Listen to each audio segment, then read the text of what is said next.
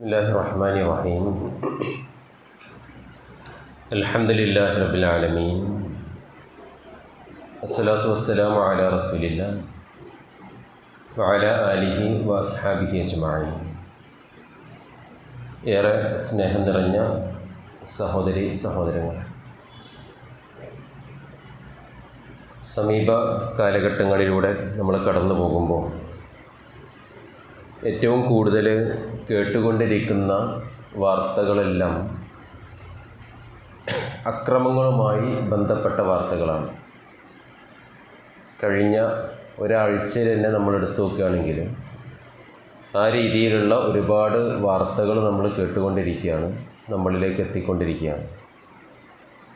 ഇതിൻ്റെ കാരണങ്ങൾ നമ്മൾ പരിശോധിക്കുമ്പോൾ ഒരുപാട് കാരണങ്ങളുണ്ട്. ഒന്ന്, വ്യക്തിപരമായി നമ്മൾ മനസ്സിലാക്കേണ്ട ഒരുപാട് ചിന്തകളുണ്ട്. സമൂഹം എന്നുള്ള നിലയിൽ തിരിച്ചറിയേണ്ട, എടുക്കേണ്ട നടപടികളുണ്ട്. അതോടൊപ്പം തന്നെ ഒരു ഭരണകൂടം ചെയ്യേണ്ട പ്രവർത്തനങ്ങളുണ്ട്. ഇങ്ങനെ ഒരുപാട് എല്ലാവരും കൂടെ ഒരുമിച്ച് ചേർന്നുകൊണ്ട് മുന്നോട്ട് പോയി കഴിഞ്ഞാൽ സമൂഹത്തിൽ നിന്ന് തുടച്ചു നീക്കാവുന്ന ഒന്ന് തന്നെയാണ് ഇത്തരത്തിലുള്ള അക്രമങ്ങൾ എന്ന് പറയുന്നത്. അതിലൊരു കാരണമായി നമുക്ക് പറയുവാൻ പറ്റുന്ന ഒന്ന് വിശ്വാസപരമായ കാരണങ്ങളാണ്. കഴിഞ്ഞ കുറച്ച് ദിവസങ്ങളിലായി നമ്മൾ കേൾക്കുന്ന, അറിയുന്ന വാർത്തകളിൽ അത് അന്ധവിശ്വാസത്തിൻ്റെ ഭാഗമായിക്കൊണ്ടാണോ അത്തരത്തിലുള്ള കൊലപാതകങ്ങൾ നടന്നിട്ടുള്ളത് എന്ന് സംശയിക്കുന്ന ഒരുപാട് സംഭവങ്ങളുണ്ട്. ഒന്ന്, ഈ അടുത്ത കാലത്ത് നെന്മാറയിൽ നടന്നിട്ടുള്ള കൊലപാതകങ്ങളാണ്. മറ്റൊന്ന്, കഴിഞ്ഞ ദിവസം ഒരു കുട്ടി മരണപ്പെട്ടതുമായി ബന്ധപ്പെട്ടുകൊണ്ട് വന്നിട്ടുള്ള സംഭവങ്ങളാണ്. ഇത് നമ്മുടെ നാട്ടിൽ തുടർച്ചകളായി മാറുകയാണ്. നമ്മൾ ഒരു വർഷം മുമ്പ് ആലോചിക്കുമ്പോൾ നരബലി നടന്നിട്ടുണ്ടായിരുന്നു നമ്മുടെ നാട്ടിൽ. അതിനുശേഷം വല്ലാതെ ആരും ശ്രദ്ധിക്കാതെ പോയിട്ടുള്ള മരണങ്ങളിലൊന്നാണ് വിദ്യാസമ്പന്നരായ ആളുകൾ അവർ അരുണാചൽ പ്രദേശിൽ പോയിട്ട് അവിടെ നിന്ന് ശരീരപീഡകൾ ഏറ്റുവാങ്ങി പരസ്പരം അങ്ങോട്ടും ഇങ്ങോട്ടും മർദ്ദിച്ച് രക്തം വാർന്നൊഴുകി മരണപ്പെട്ടിട്ടുള്ള വാർത്തകളും നമ്മുടെ നാട്ടിലുണ്ടായിരുന്നു. കേരളത്തിൽ നിന്നുള്ള ആളുകളാണ് അവിടെ പോയിട്ട് മരണപ്പെട്ടത്. അപ്പോൾ അന്ധവിശ്വാസം എന്ന് പറയുന്നത് അക്രമത്തിനുള്ള ഒരു കാരണമാണ്. ഒന്ന്. രണ്ടാമത്തത്, ഒരു അന്ധവിശ്വാസത്തിലേക്ക് എത്തിച്ചേരുന്ന ഒരു മനുഷ്യൻ, അയാളെ സംബന്ധിച്ചിടത്തോളം അയാൾക്ക് മാത്രമല്ല അതിലൂടെ ബുദ്ധിമുട്ടുണ്ടാകുക, മറിച്ച് അയാളുടെ ചുറ്റും താമസിക്കുന്ന ആളുകൾക്ക് അതിലൂടെ ബുദ്ധിമുട്ടുണ്ടാകും. അയാളോടൊപ്പം ചേർന്ന് നിൽക്കുന്ന ആളുകൾക്ക് അതിലൂടെ ബുദ്ധിമുട്ടുണ്ടാകും. അതിന് ഏറ്റവും വലിയ ഉദാഹരണമാണ് നെന്മാറയിൽ നടന്നിട്ടുള്ള കൊലപാതകം. അയാൾ മറ്റുള്ള ആളുകളുമായി അയാൾക്കുള്ള ബന്ധം അയൽപ്പക്ക ബന്ധം മാത്രമാണ്. പക്ഷെ അവർ എനിക്കെതിരെ ഇത്തരത്തിലുള്ള പ്രയാസങ്ങൾ ഉണ്ടാക്കാനുള്ള സാധ്യതകളുണ്ട് എന്ന് മനസ്സിലാക്കിയിട്ടാണ് അവർ ഈ രീതിയിലുള്ള കാര്യങ്ങളിലേക്ക് പോകുന്നത്. അപ്പോൾ ഒരു കാരണം ഇത്തരത്തിലുള്ള അന്ധവിശ്വാസങ്ങൾ തന്നെയാണ്. അതിനെ ഏറ്റവും നല്ല രീതിയിൽ തന്നെ എതിർക്കേണ്ട ബാധ്യതയും നമുക്കുണ്ട്. ഒരു അന്ധവിശ്വാസം ഉടലെടുക്കുന്ന സമയത്ത് ഒരു വിശ്വാസി സ്വീകരിക്കേണ്ട സമീപനം എന്താണ്? ഏത് രീതിയിലാണ് അതിനെ നമ്മൾ ഒഴിവാക്കേണ്ടത്? സല്ലല്ലാഹു അലൈഹി വസല്ലമയുടെ ചരിത്രം പരിശോധിച്ചാൽ, ഹദീസുകൾ പരിശോധിച്ചാൽ നമുക്കത് മനസ്സിലാക്കാൻ പറ്റും. ഒരു വികലമായ വിശ്വാസം മുള പൊട്ടുന്ന സമയത്ത് തന്നെ നബി സല്ലല്ലാഹു അലൈഹി വസല്ലമ അതിനെ തിരുത്തും. ഉദാഹരണം, നബിയുടെ മകൻ മരണപ്പെടുകയാണ്. നബി സല്ലല്ലാഹു അലൈഹി വസല്ലമക്ക് ഏറെ പ്രതീക്ഷയുണ്ടായിരുന്ന ഒന്നായിരുന്നു ഒരു ആൺകുട്ടി ഉണ്ടാകുക എന്നുള്ളതും ഒരു പ്രതീക്ഷ ഉണ്ടായിരുന്നു. പക്ഷേ ആ ഇബ്രാഹിം എന്ന് പറയുന്ന പുത്രൻ മരണപ്പെടുകയാണ്. മരണപ്പെട്ട സമയത്ത് നാട്ടിൽ ഗ്രഹണം സംഭവിക്കുന്നു. ഗ്രഹണം സംഭവിച്ചപ്പോൾ ആളുകളിൽപ്പെട്ട ചില ആളുകളൊക്കെ പറഞ്ഞു, ഇത് പ്രവാചകൻ്റെ മകൻ മരണപ്പെട്ടത് കൊണ്ടാണ് ഗ്രഹണം ബാധിച്ചിട്ടുള്ളത്. നമ്മൾ മനസ്സിലാക്കേണ്ട ഒരു കാര്യം, ആ സന്ദർഭത്തിൽ ഏറ്റവും കൂടുതൽ പ്രയാസം അനുഭവിക്കുന്ന വ്യക്തികളിൽ ഒരാൾ പ്രവാചകൻ സല്ലല്ലാഹു അലൈഹി വസല്ലമയാണ്. കാരണം എന്താ? തൻ്റെ മകൻ മരണപ്പെട്ട് കിടക്കുകയാണ്. ആ പ്രയാസ സന്ദർഭത്തിലും നബി സല്ലല്ലാഹു അലൈഹി വസല്ലമ അവിടെ ഉണ്ടായിരുന്ന ആളുകളുടെ മനസ്സിനകത്തുണ്ടായിരുന്ന ആ വികല ചിന്താഗതിയെ ഒഴിവാക്കുകയാണ്. നബി സ്വീകരിച്ചിട്ടുള്ള ഒരു മെത്തേഡ് എന്ന് പറയുന്നത്, ഒന്ന്, അതേ സമയത്ത് തന്നെ അതിനെ എതിർക്കുകയാണ്. കുറച്ച് കഴിഞ്ഞിട്ടാക്കാം, അത് ആളുകളിലേക്ക് ഇറങ്ങിയിട്ടുണ്ടോ നോക്കട്ടെ അല്ലെങ്കിൽ അതുകൊണ്ട് എന്തെങ്കിലും ബുദ്ധിമുട്ടുണ്ടാകുമെന്ന് നോക്കട്ടെ, ബുദ്ധിമുട്ടില്ലാത്ത വിശ്വാസമൊക്കെ അല്ല, അതുകൊണ്ട് കുഴപ്പമൊന്നുമില്ല എന്നൊന്നും പ്രവാചകൻ സല്ലല്ലാഹു അലൈഹി വസല്ലം വിചാരിച്ചില്ല. എന്നിട്ടോ ആദ്യം തന്നെ നബി സല്ലല്ലാഹു അലൈഹി വസല്ലം അതിനെ എതിർത്തത് എങ്ങനെയാണ്? അവിടെയാണ് പലപ്പോഴും നമ്മൾ മനസ്സിലാക്കേണ്ടത്. ഒന്ന്, അന്ധവിശ്വാസമാണെന്ന് പറയണം, പോരാ. അത് പറഞ്ഞാൽ മാത്രം പോരാ, യഥാർത്ഥ വിശ്വാസത്തെ സ്ഥാപിക്കുകയും വേണം. പലപ്പോഴും പല ആളുകൾക്കും തെറ്റുപറ്റുന്നത് ഇന്ന കാര്യങ്ങൾ അന്ധവിശ്വാസമാണ്, എന്നാലോ അതിൻ്റെ യഥാർത്ഥ വിശ്വാസം സ്ഥാപിക്കുന്നിടത്ത് തെറ്റുപറ്റും. അവിടെയാണ് നബി സല്ലല്ലാഹു അലൈഹി വസല്ലം പറഞ്ഞിട്ടുള്ളത്, ഇന്ന ശംസ വൽ ഖമറ ആയത്താനി മിൻ ആയാത്തില്ല. സൂര്യനും ചന്ദ്രനുമൊക്കെ അള്ളാഹുവിൻ്റെ ദൃഷ്ടാന്തങ്ങളിൽപ്പെട്ട ഒരു ദൃഷ്ടാന്തം മാത്രമാണ്. ആരുടെയെങ്കിലും മരണത്തിലോ ജീവിതത്തിലോ ജനനത്തിലോ അതിന് ഗ്രഹണം ബാധിക്കുകയില്ല. ഒരു അന്ധവിശ്വാസത്തെ ഒഴിവാക്കുന്നു, യഥാർത്ഥ വിശ്വാസത്തെ കൊണ്ടുവരുന്നു. എന്നൊരു കാര്യം കൂടി പറഞ്ഞു, അങ്ങനെ ഗ്രഹണം സംഭവിക്കുന്നത് നിങ്ങൾ കാണുകയാണെങ്കിൽ നിങ്ങൾ അള്ളാഹുവിൻ്റെ ഓർമ്മകളിലേക്ക് പോകേണ്ടതുണ്ട്. എന്ന് പറഞ്ഞു കഴിഞ്ഞാൽ നമസ്കാരത്തിലേക്ക് പോകേണ്ടതുണ്ട്. അവിടെ എന്ത് മനോഹരമായിട്ടാണ് നബി സല്ലല്ലാഹു അലൈഹി വസല്ലം അതിനെ ഒഴിവാക്കുന്നത് ആലോചിച്ച് നിങ്ങൾ. കാരണം ഒന്ന്, അവിടെ കൃത്യമായ ഒരു അന്ധവിശ്വാസം ഉണ്ടാകുകയാണ്. അതേ സമയത്ത് തന്നെ പ്രവാചകൻ സല്ലല്ലാഹു അലൈഹി വസല്ലമ അതിനെ ഒഴിവാക്കിയിട്ട് യഥാർത്ഥ വിശ്വാസത്തെ സ്ഥാപിക്കുകയാണ്. ഇത് വിശ്വാസികൾ സ്വീകരിക്കേണ്ട നിലപാടാണ്. അല്ലെങ്കിൽ സമൂഹത്തിൽ അത് പ്രചരിക്കും, പ്രയാസങ്ങളുണ്ടാക്കും. ഈ ഒരു വിഷയമായിട്ട് ബന്ധപ്പെട്ട ഒറ്റ കാര്യം കൂടി സൂചിപ്പിക്കുകയാണ്. ഇതിൻ്റെ തൊട്ട് മുമ്പെയുള്ള ആഴ്ചയാണ് നമ്മൾ സമാധിയെക്കുറിച്ച് ചർച്ച ചെയ്തിട്ടുണ്ടായിരുന്നത്. സമാധി എന്ന് പറയുന്നത് പലപ്പോഴും മരണവുമായി ബന്ധപ്പെട്ട് വരുന്ന 4ഓളം വിശ്വാസങ്ങൾ മുസ്ലിമീങ്ങൾക്കിടയിലുള്ള ഒരു സംഗതി കൂടിയുണ്ട്. നമ്മളതിനെ പരിശോധിക്കുകയാണെങ്കിൽ, ഒന്ന്, മരണസമയം നേരത്തെ അറിയും എന്നുള്ള വിശ്വാസമാണ്. മരണസമയം നേരത്തെ അറിയും. ഒരിക്കലും മരണസമയം ഒരാൾക്കും നേരത്തെ അറിയാൻ കഴിയൂല. പലപ്പോഴും യൂട്യൂബ് ചാനലുകളിലൂടെയൊക്കെ വരുന്ന ചില സംസാരങ്ങളിൽ 40 ദിവസം മുമ്പേ മരണസമയം അറിയുമെന്ന് പറയുന്നവരുണ്ട്, 3 ദിവസം മുമ്പേ അറിയുമെന്ന് പറയുന്നവരുണ്ട്. യഥാർത്ഥത്തിൽ പ്രവാചകൻ സല്ലല്ലാഹു അലൈഹി വസല്ലമയുടെ ഹദീസുകൾ എടുത്ത് പരിശോധിച്ചാൽ നമുക്കത് അങ്ങനെ ഒരു തെളിവ് നമുക്കൊന്ന് കണ്ടുപിടിക്കാൻ പറ്റില്ല. സൂറത്ത് ലുഖ്മാനിലെ 34-ാമത്തെ ആയത്ത് അള്ളാഹുവിന് മാത്രം അറിയാവുന്ന 5 കാര്യങ്ങളെക്കുറിച്ച് അവിടെ പറയുന്നുണ്ട്. അതിൽ ഒരു കാര്യം പറയുന്നത് അള്ളാഹുവിന് മാത്രം അറിയുന്ന ഇൽമു സാഅത്താണ്. അതായത് അന്ത്യനാളിനെക്കുറിച്ചുള്ള അറിവ് പൂർണ്ണമായും അള്ളാഹുവിന് മാത്രമാണ് അറിയുന്നത്. ചില കാര്യങ്ങൾ അള്ളാഹു അറിയിച്ച് തന്നിട്ടുണ്ട്, അതിൻ്റെ അടയാളങ്ങൾ. രണ്ടാമത്തത് മനുഷ്യൻ്റെ മഴ പെയ്യുന്ന സമയം, അതായത് മഴയെക്കുറിച്ചുള്ള അറിവുകളാണ്, പൂർണ്ണമായ അറിവുകളാണ്. മൂന്നാമത്തത് മനുഷ്യൻ്റെ ഗർഭപാത്രത്തിനകത്തുള്ളതിനെക്കുറിച്ചാണ്. 4, മനുഷ്യൻ നാളെ എന്താണ് ചെയ്യുക എന്നുള്ളതാണ്. 5-ാമത്തത് പമാ നഫ്സുൻ തദ്രി ബി അയ്യി അർദിൻ തമൂത്ത്, എവിടെ വെച്ചാണ് മനുഷ്യൻ മരണപ്പെടുക എന്നുള്ളത് ആർക്കും അറിയില്ല. അതായത് മരണത്തെക്കുറിച്ചുള്ള അറിവ് അള്ളാഹുവിന് മാത്രമാണ്. ഇവിടെ നമ്മളെടുത്ത് പരിശോധിക്കുകയാണെങ്കിൽ മരണത്തെക്കുറിച്ചുള്ള അറിവ് അള്ളാഹുവിന് മാത്രമാണ്. അത് അള്ളാഹു സുബ്ഹാനഹു വ തആല മറ്റൊരാൾക്ക് അറിയിച്ചു കൊടുക്കുകയില്ല. മരണത്തെക്കുറിച്ചുള്ള സൂചനകൾ, ഒരു പ്രശ്നം എന്താണെന്ന് വെച്ച് കഴിഞ്ഞാൽ, നമ്മൾ പലപ്പോഴും ഒരാൾ മരണപ്പെട്ട് കഴിഞ്ഞാൽ അവരെ പുറകോട്ടാണ് ചിന്തിക്കുക, മുമ്പോട്ട് ആലോചിക്കൂല. ഇന്നലെ എങ്ങനെ പറഞ്ഞിരുന്നു, അത് അദ്ദേഹം മരണം മുന്നിൽ കണ്ടുകൊണ്ട് പറഞ്ഞിട്ടുള്ളതാണ്. കഴിഞ്ഞ ആഴ്ച എങ്ങനെ പറഞ്ഞിരുന്നു, അത് അദ്ദേഹം മരണം മുന്നിൽ കണ്ടുകൊണ്ട് പറഞ്ഞിട്ടുള്ളതാണ്. ഒരു വിശ്വാസി എല്ലാ സമയത്തും മരണത്തെ മുന്നിൽ കാണേണ്ടതുണ്ട്, അതിനായി ഒരുങ്ങി നിൽക്കേണ്ടതുണ്ട്, നമ്മളുടെ കടങ്ങൾ എഴുതി വെക്കേണ്ടതുണ്ട്.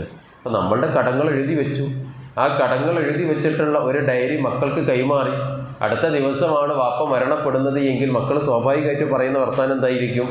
വാപ്പ ആദ്യം മരണം മുന്നിൽ കണ്ടുകൊണ്ടാണ് ഇത്തരത്തിലുള്ള കാര്യം ചെയ്തിട്ടുള്ളത്. അല്ല, അങ്ങനെ ആൾക്കും കാണാൻ കഴിയൂല, അറിയില്ല.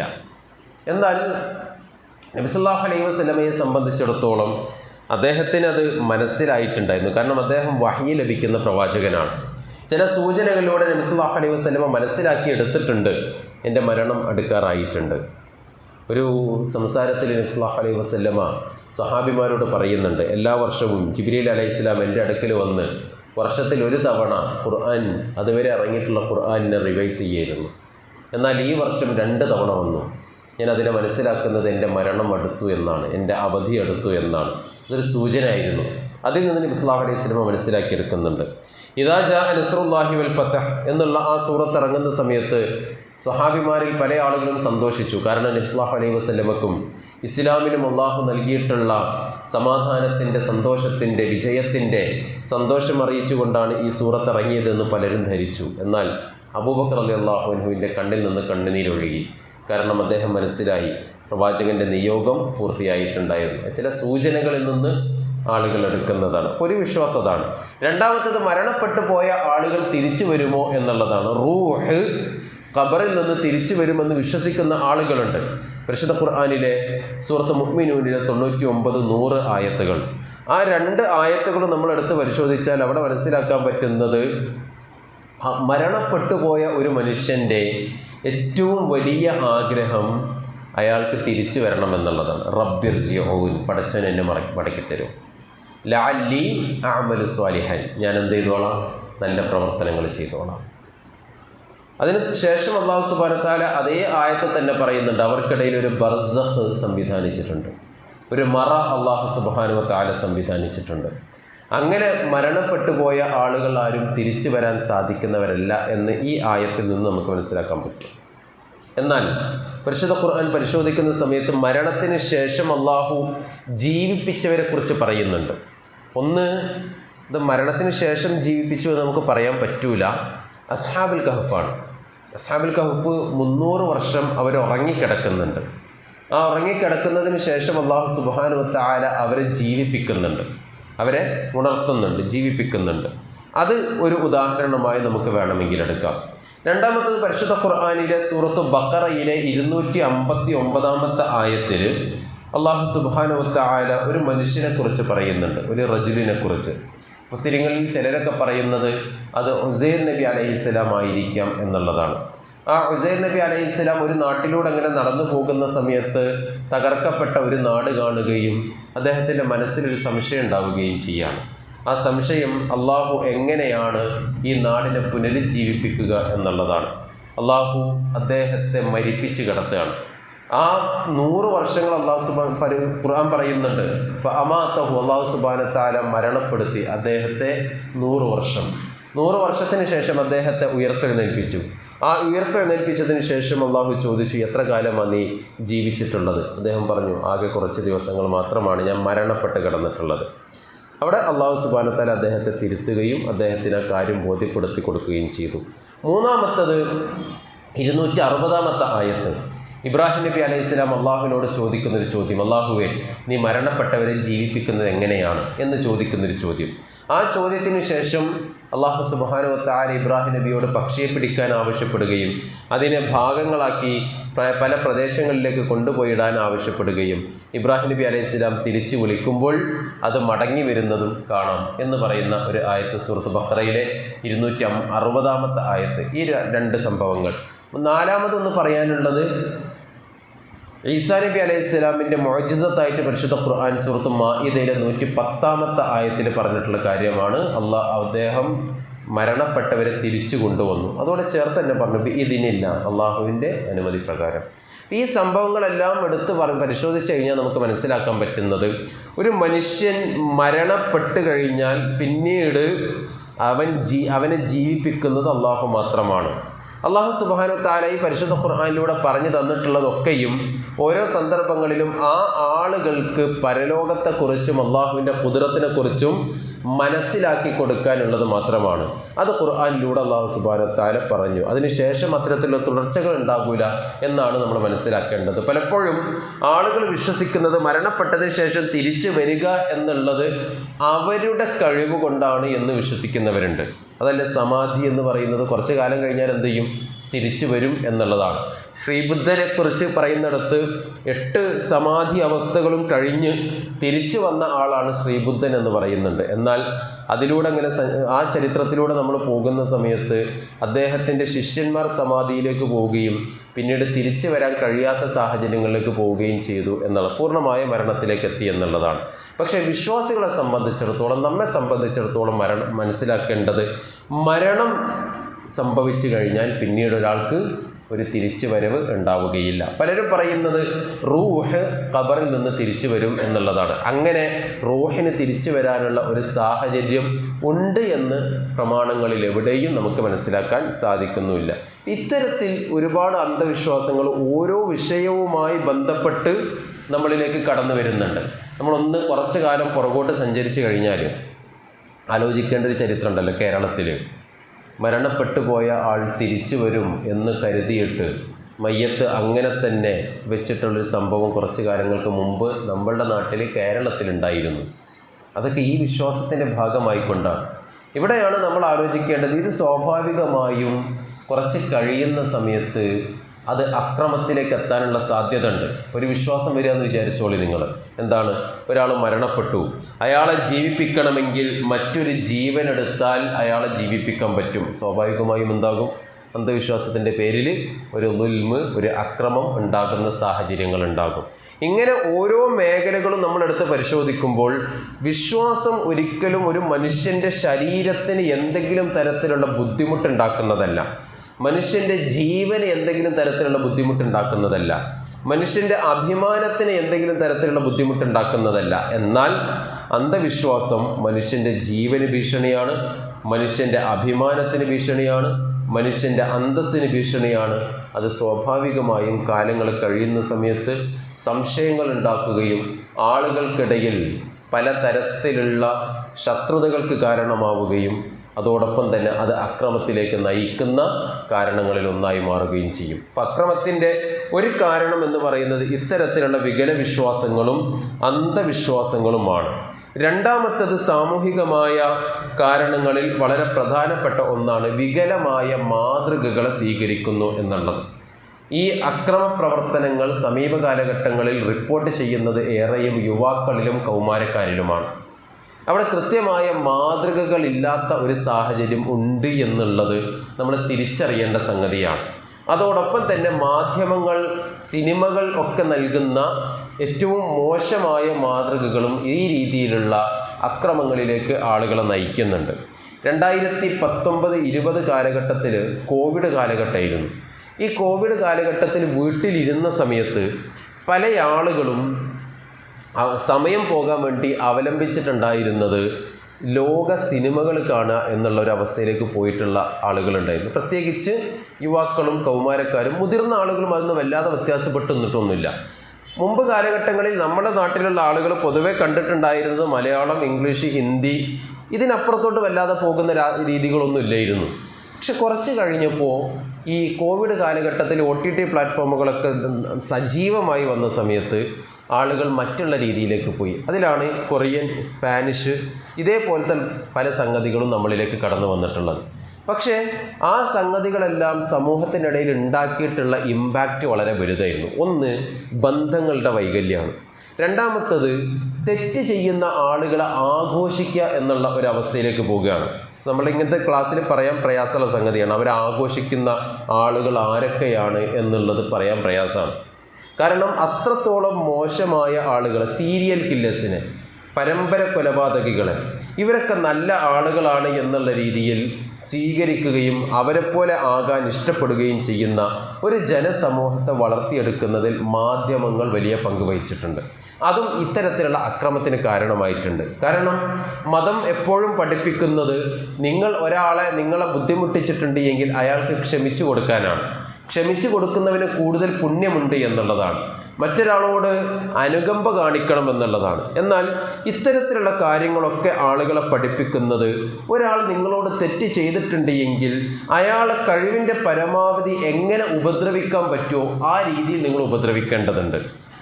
മരണപ്പെട്ടതിന് ശേഷവും ശരീരത്തെ വെട്ടി നുറുക്കേണ്ടതുണ്ട്. ഇതൊക്കെ പഠിപ്പിക്കുന്ന കാര്യമാണ്. ഇങ്ങനെയുള്ള ആളുകളാണ് മികച്ച ആളുകൾ, അവരുടെ ഇമോഷൻസിനെയാണ് നമ്മൾ സ്വീകരിക്കുന്നത് എന്ന് പറഞ്ഞിട്ട് സമൂഹത്തിൽ പല തരത്തിലുള്ള അക്രമ സ്വഭാവങ്ങൾ ഉണ്ടാകുകയാണ്.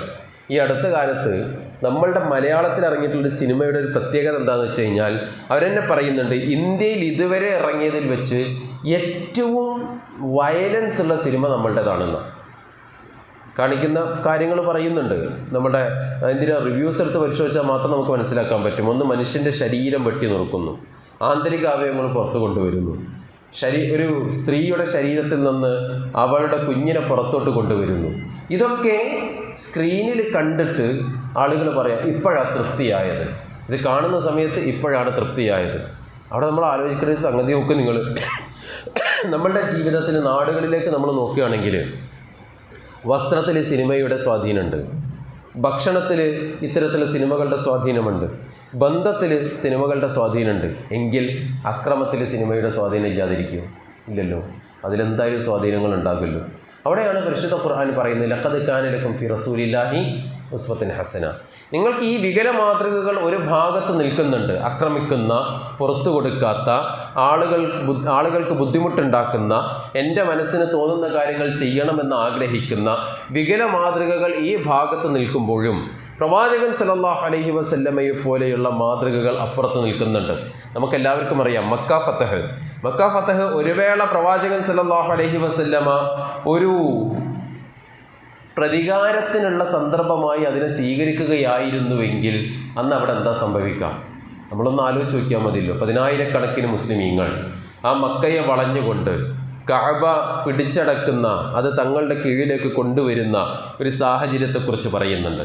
നമ്മൾ ചരിത്രം പരിശോധിച്ച് നോക്കുന്ന സമയത്ത് പ്രവാചകൻ സല്ലല്ലാഹു അലൈഹി വസല്ലമ അന്ന് ആകെ കൊല്ലാൻ ഉത്തരവിട്ടത് 12 പേരെയാണ്.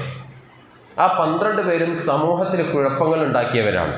കേവലം പ്രവാചകനെ എതിർത്തു എന്നുള്ളത് മാത്രമൊന്നല്ല, അവർ സമൂഹത്തിൽ കുഴപ്പങ്ങൾ ഉണ്ടാക്കിയിട്ടുള്ള ആളുകളാണ്. ആ 12 പേര് അവരെ കൊല്ലുവാൻ ആവശ്യപ്പെടുന്നുണ്ട്. ഒന്ന്.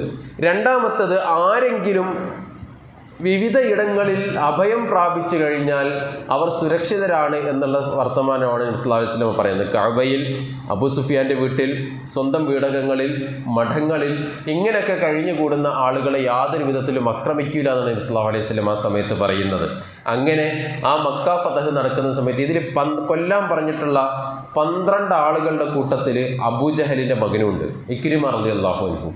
അദ്ദേഹം പിന്നീട് പ്രവാചകൻ്റെ അടുക്കിലേക്ക് മാപ്പപേക്ഷിച്ചുകൊണ്ട് കടന്നു വരികയും നബി സല്ലല്ലാഹു അലൈഹി വസല്ലമ അദ്ദേഹത്തിൻ്റെ ഇസ്ലാം അംഗീകരിക്കുകയും ചെയ്യുന്നത്. പിന്നീട് ഉള്ള യുദ്ധങ്ങളിലെല്ലാം, പിന്നീടുള്ള പ്രവർത്തനങ്ങളിലെല്ലാം പ്രവാചകൻ സല്ലല്ലാഹു അലൈഹി വസല്ലമയോടൊപ്പം അദ്ദേഹം ഉണ്ടായിരുന്നു. ഇക്രിമ റളിയല്ലാഹു അൻഹു ഉണ്ടായിരുന്നു. നമുക്ക് എല്ലാവർക്കും അറിയാവുന്ന അദ്ദേഹത്തിൻ്റെ മരണത്തിൻ്റെ ചരിത്രം ഉണ്ടല്ലോ. ഒരു യുദ്ധം കഴിഞ്ഞ് ആ വെള്ളം കൊടുക്കാൻ വേണ്ടിയിട്ട് ഒരു സഹോദരൻ ആളുകളുടെ അടുക്കിലേക്ക് കടന്നു വരികയും 3 പേർക്ക് വെള്ളം കൊടുക്കാൻ വേണ്ടി ആവശ്യപ്പെടുകയും അവർ പരസ്പരം അങ്ങോട്ടും ഇങ്ങോട്ടും വെള്ളം കൊടുക്കാൻ വേണ്ടിയിട്ട് ആവശ്യപ്പെടുകയും ചെയ്യുന്ന സന്ദർഭത്തിൽ അവസാനം 3 പേരും മരണസമയത്ത് പോലും വെള്ളം കുടിക്കാൻ കഴിയാതെ മരണപ്പെട്ടു പോയ ആ സന്ദർഭത്തിൽ വിവരിക്കുന്നത് ഒന്ന് ഇക്രിമ റളിയല്ലാഹു അൻഹുവിൻ്റെ സംഭവമാണ്.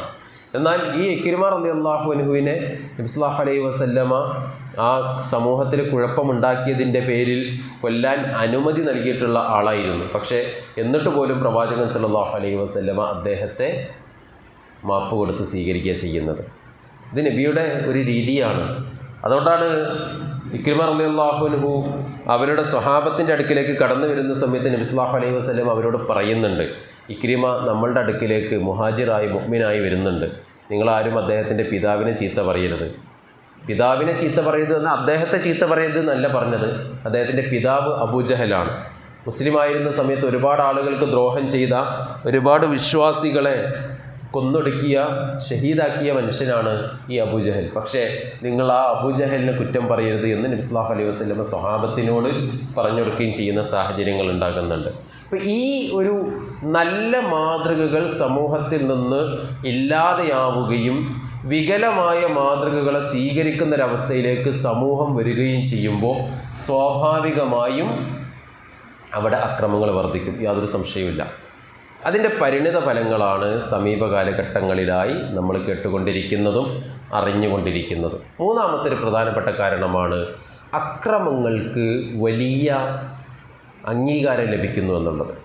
കഴിഞ്ഞ ദിവസങ്ങളിൽ നമ്മൾ വായിച്ചിട്ടുള്ള വാർത്തകളിൽ നിന്നാണ് മിഹിർ എന്ന് പറയുന്ന ഒരു കുട്ടിയുടെ റാഗിങ്ങുമായി ബന്ധപ്പെട്ട മരണം. ഇപ്പോൾ നടന്നുകൊണ്ടിരിക്കുന്ന വാർത്തയിലൊന്നാണത്. മരണപ്പെട്ടതിന് ശേഷം മാധ്യമങ്ങളൊക്കെ പറയുന്നത്, എത്രത്തോളം വിശ്വസിക്കാൻ പറ്റും നമുക്കറിയില്ല, മാധ്യമങ്ങളൊക്കെ പറയുന്നത് മരണപ്പെട്ടതിന് ശേഷവും അവരത് ആഘോഷിക്കുകയായിരുന്നു എന്നുള്ളതാണ്. ഇപ്പോൾ മരിച്ചിട്ട് അറിഞ്ഞിട്ടാണോ, ബോധം കെട്ട് കിടക്കുകയാണെന്ന് വിചാരിച്ചിട്ടാണോ എന്താണെന്നറിയില്ല.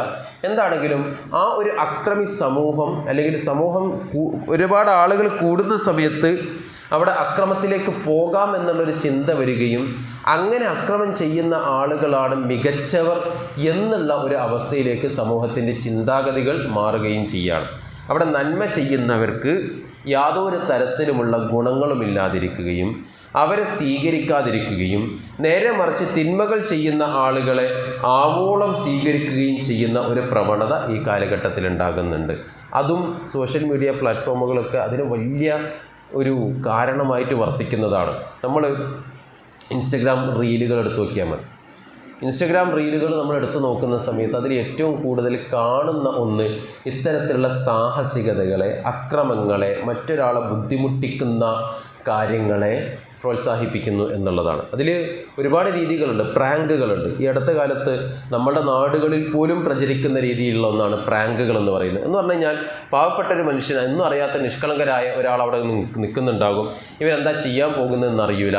ഇവരെ പോയി ഏതെങ്കിലും തരത്തിലുള്ള ഉപദ്രവങ്ങൾ ഏൽപ്പിക്കുക. ആ ഉപദ്രവം ഏൽപ്പിക്കുന്ന സമയത്ത് ഉണ്ടാകുന്ന ഇയാളുടെ പ്രതികരണങ്ങൾ വീഡിയോയിൽ പകർത്തുക. എന്നിട്ട് അത് വലിയ വ്യൂസ് കിട്ടുന്ന രീതിയിലേക്ക് ആളുകളുടെ അടുക്കിലേക്ക് എത്തിച്ചു കൊടുക്കുക. വല്ലാത്തൊരു പ്രയാസമാണത്. ഇതും കൃത്യമായ മാതൃകകളില്ലാത്തൊരവസ്ഥ കൊണ്ട് കടന്നു വരുന്നതാണ്. ഇത് കാരണവും ഒരുപാട് അക്രമങ്ങൾ സമൂഹത്തിൽ ഉണ്ടാകുന്നുണ്ട്. രണ്ടാമത്തെ അടുത്തൊരു വിഷയമായി നമ്മൾ മനസ്സിലാക്കേണ്ടത് വ്യക്തിപരമായി അക്രമത്തെ തടയാൻ നമുക്ക് ചെയ്യേണ്ട കാര്യങ്ങൾ എന്തൊക്കെയാണ് എന്നുള്ളതാണ്. ഒന്ന്, അതിനൊരു കാരണമായി പറയുന്നത് അല്ലാഹു ഖൗഫു മിനല്ലാഹ്, അള്ളാഹുവിനെ കുറിച്ചുള്ള ഭയമില്ലാതെയാകുന്നു എന്നുള്ളതാണ്. ഒരു വിശ്വാസിയെ സംബന്ധിച്ചിടത്തോളം രണ്ട് കാര്യങ്ങൾ അള്ളാഹിനെ സംബന്ധിച്ച് ഏറ്റവും ചുരുങ്ങിയതുണ്ടാകണം. ഒന്ന് ഖൗഫ് ഉണ്ടായിരിക്കണം, റജാ ഉണ്ടായിരിക്കണം. ഖൗഫ് എന്ന് പറഞ്ഞാൽ ഭയമാണ്, റജാ എന്ന് പറഞ്ഞാൽ പ്രതീക്ഷയാണ്. ഇത് പരസ്പരം അങ്ങോട്ടും ഇങ്ങോട്ടും കയറിപ്പോകാൻ പാടില്ല. ഭയം കൂടാൻ പാടില്ല, റജാവും കൂടാൻ പാടില്ല. റജാ കൂടുന്ന സമയത്ത് വരുന്നൊരു പ്രശ്നം, അത് ഭയത്തിനപ്പുറത്തോട്ട് കടന്നു കഴിഞ്ഞാൽ ഞാൻ എന്ത് തെറ്റ് ചെയ്താലും കുഴപ്പമൊന്നുമില്ല, അത് അള്ളാഹു പുറത്തു പോകും. അത് റജാ അങ്ങേയറ്റം പരിധി കടന്ന് വർദ്ധിക്കുന്നത് കൊണ്ടുള്ളൊരു പ്രശ്നമാണ്. പക്ഷെ അവിടെ നാളെ ഞാൻ ചെയ്യുന്ന ഏതൊരു പ്രവർത്തനത്തിനും അള്ളാഹുവിൻ്റെ മുന്നിൽ ഞാൻ മറുപടി പറയേണ്ടവനാണ് എന്നും എൻ്റെ ചെറിയ പ്രവർത്തനങ്ങൾ പോലും രേഖപ്പെടുത്തി വെക്കുന്നുണ്ട് എന്നും എൻ്റെ സംസാരങ്ങൾ പോലും രേഖപ്പെടുത്തി വെക്കുന്നുണ്ട് എന്നുമുള്ള ബോധം ഒരു മനുഷ്യനുണ്ടാവുകയും ആ ബോധത്തിലൂടെ നാളെ അള്ളാഹിൻ്റെ അടുക്കൽ എത്തിച്ചേരുന്ന സമയത്ത് ഫമൻ യഅമൽ മിസ്ഖാല ദർറത്തിൻ ഖൈറൻ യറ വമൻ യഅമൽ മിസ്ഖാല ദർറത്തിൻ ശർറൻ യറ. ഈ ഒരു ആയത്തിനെ കുറിച്ച് പറയുന്നുണ്ടല്ലോ, ഒരേ സമയം ഭയവും പ്രതീക്ഷയും നൽകുന്ന ആയത്തുകളാണ്. എന്താണ്? ഫമൻ യഅമൽ മിസ്ഖാല ദർറത്തിൻ ഖൈറൻ, ഒരു ചെറിയ അണുമണി തൂക്കം നന്മ ചെയ്തിട്ടുണ്ട് എങ്കിൽ അത് അവിടെ കാണും, അതൊരു പ്രതീക്ഷയാണ്. എന്നാൽ അതോടൊപ്പം തന്നെ പറഞ്ഞു ഫമൻ യഅമൽ മിസ്ഖാല ദർറത്തിൻ ശർറൻ യറ, ആരെങ്കിലും ചെറിയ ഒരു അണുമണി തൂക്കം തിന്മ ചെയ്തിട്ടുണ്ട് എങ്കിൽ അതും അവിടെ കാണും. എന്ന് പറഞ്ഞു കഴിഞ്ഞാൽ അത് പ്രതീക്ഷയല്ല, അതൊരു ഖൗഫാണ്. എന്നാൽ ഇത് രണ്ടും അല്ലാഹു സുബ്ഹാനഹു വ തആല അവിടെ ചേർത്ത് വെക്കുകയാണ് ചെയ്യുന്നത്. ആ ചേർത്ത് വെക്കുന്ന സമയത്ത് അതിനനുസരിച്ചുള്ള പ്രവർത്തനങ്ങൾ നമ്മുടെ ഭാഗത്തുനിന്ന് ഉണ്ടാകേണ്ടതുണ്ട്. അപ്പോൾ ഒന്ന്, ഖൗഫിൻ്റെ കുറവ് നമ്മെ സംബന്ധിച്ചിടത്തോളം ജീവിതത്തിലേക്ക് അക്രമങ്ങൾ കൊണ്ടുവരാനുള്ള കാരണമാണ്. രണ്ടാമത്തെ ഒരു കാര്യമാണ് അൽ ജഹലു ബി ഉഖൂബത്തിൽ ലാലിം, ലാലിമായ ആളുകൾക്ക് ലഭിക്കുന്ന ശിക്ഷകളെക്കുറിച്ചുള്ള കുറവുകളാണ്. നിങ്ങൾ ഒരു കാര്യം കൂടി ആലോചിക്കുക. നമ്മൾ വാർത്തകൾ വിശകലനം ചെയ്യുമ്പോൾ ചിലതൊക്കെ നമുക്ക് ഇതിൽ നിന്ന് തന്നെ മനസ്സിലാക്കാൻ പറ്റും. നെന്മാറയിലെ കൊലപാതകത്തിലെ പ്രതി 5 വർഷം ശിക്ഷ വിധിക്കപ്പെട്ട് ജാമ്യത്തിലിറങ്ങിയ പ്രതിയാണ്. ഈ പ്രതിയാണ് പിന്നീട് 2 പേരെ കൊല്ലുന്ന സാഹചര്യത്തിലേക്ക് വരുന്നത്. കുറച്ച് കാലങ്ങൾക്ക് മുമ്പ് ഒരു യുവാവ്, ആ യുവാവ് തൻ്റെ കാമുകിയെ കൊലപ്പെടുത്തുന്നുണ്ട്. കാമുകിയല്ല, വിവാഹ അഭ്യർത്ഥന നിരസിച്ച ഒരു പെൺകുട്ടിയെ കൊലപ്പെടുത്തുന്നുണ്ട്. ആ കൊലപ്പെടുത്തുന്ന സമയത്ത് അയാളെ പോലീസ് അറസ്റ്റ് ചെയ്തു. അത് കൊണ്ടുപോകുന്ന സമയത്ത് ഇപ്പോഴും മാധ്യമങ്ങൾ തിരഞ്ഞാൽ നമുക്ക് കാണാൻ പറ്റും. കൊണ്ടുപോകുന്ന സമയത്ത് അവൻ പറഞ്ഞിട്ടുള്ളൊരു വർത്താനുണ്ട്, ഞാൻ 14 കൊല്ലം കഴിഞ്ഞാൽ തിരിച്ചിറങ്ങും, 14 വർഷം കഴിഞ്ഞ് കഴിഞ്ഞാൽ ഞാൻ ജയിലിൽ നിന്ന് പുറത്തിറങ്ങും, എനിക്കിപ്പോൾ 20 വയസ്സ്, എനിക്ക് ആ സമയത്ത് 34 വയസ്സാകുള്ളൂ, എനിക്ക് ജീവിതം തുടങ്ങാനുള്ള സമയമാകുന്നുള്ളൂ. നഷ്ടമായിരിക്കാം വന്നത്. നഷ്ടം വന്നത് ആ പറഞ്ഞിട്ടുള്ള കൊല്ലപ്പെട്ടിട്ടുള്ള സ്ത്രീക്കാണ്, പെൺകുട്ടിക്കാണ്. അവൾ എന്തിനാണ് അത് നിരസിച്ചത് എന്നുള്ള രീതിയിലാണ് സംസാരിക്കുന്നത്. അപ്പോൾ ശിക്ഷയുടെ അപര്യാപ്തത, അത് കുറവാണ് എന്നുള്ള തോന്നൽ സ്വാഭാവികമായും ഇത്തരത്തിലുള്ള അക്രമങ്ങൾ വർദ്ധിക്കാനുള്ള കാരണങ്ങളായി മാറും. കഴിഞ്ഞ ദിവസമാണ് നമ്മുടെ കേരളത്തിലെ വളരെ ഒരു വാർത്താ പ്രാധാന്യമുണ്ടായിരുന്ന ഒരു കേസിലെ പ്രതി പുറത്തിറങ്ങുന്നു എന്നുള്ള വാർത്ത നമ്മൾ അറിഞ്ഞിട്ടുള്ളത്.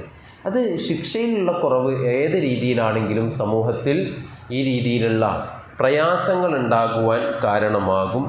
അതോടൊപ്പം തന്നെ ശിക്ഷ നടപ്പിലാക്കുന്നതിനുള്ള വൈകിക്കലുകളുമൊക്കെ ഇത്തരത്തിൽ സമൂഹത്തിൽ പ്രയാസങ്ങൾ ഉണ്ടാകാൻ കാരണമാകുന്ന ഒന്നാണ്.